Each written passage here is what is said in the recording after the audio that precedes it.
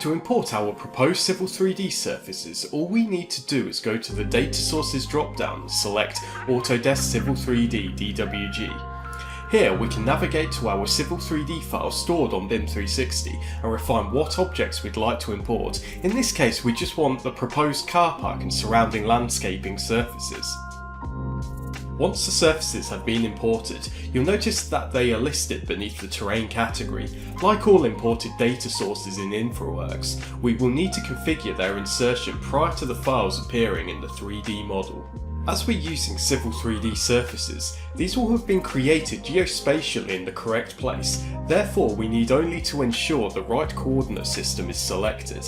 Surfaces are imported as uncategorized, so we will need to move them to the ground surface area and toggle the light bulb on.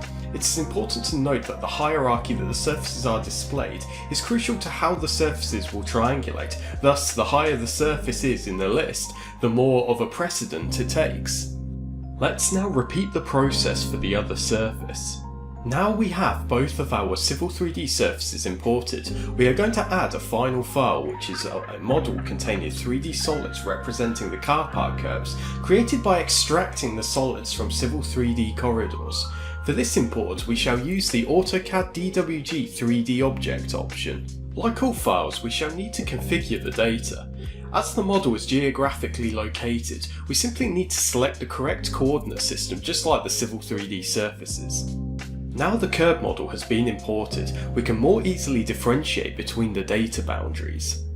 Although the curb model has helped, it isn't 100% clear what is proposed and what is existing, as InfraWorks reads the data as a single terrain model, resulting in us not being able to change the material or aesthetics of our imported Civil 3D surfaces. I'm now going to show you a tool in which to help you identify zones and terrain materials using coverage areas inside of InfraWorks. We shall start by returning to our Civil 3D model.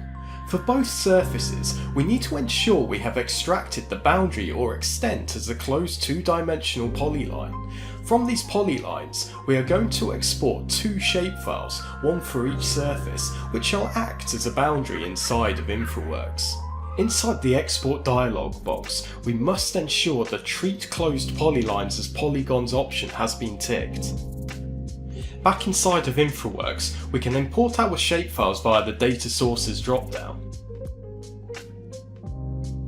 At the Import dialog box, we must ensure the Coverage Areas category has been selected. From here, we can select our material or colour we want our coverage area to display. Now we can see our landscaping surface has been highlighted as a grass material. We can now overlay another coverage area for the car park extents, showing a suitable road surfacing.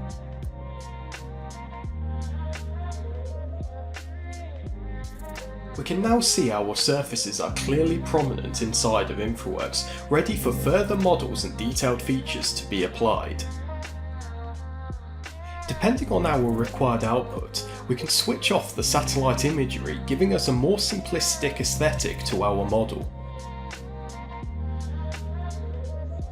And there you have it, two Civil 3D surfaces and a 3D AutoCAD model successfully integrated into our InfraWorks environment.